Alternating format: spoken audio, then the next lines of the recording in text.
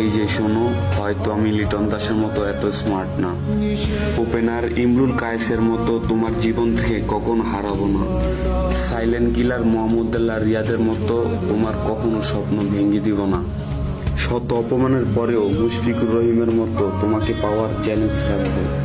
আমি ক্যাপ্টেন মাশরাফি বিন মুর্তজার মতো তোমার মনে জায়গা করে নিব। তুমি আমাকে তাড়িয়ে দিলেও আমি বারবার মেহেদী মিরাজের মতো ছুটে আসবো, লিজেন্ড রুবেলের মতো তোমাকে সবসময় ভালোবাসবো।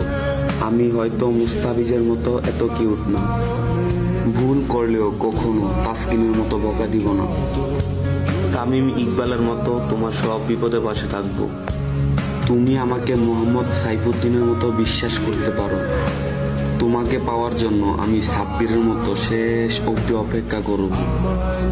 সব শেষে তোমাকে না পেলে আমি সাকিব আল হাসানের মতো অঝরে কান্না করব।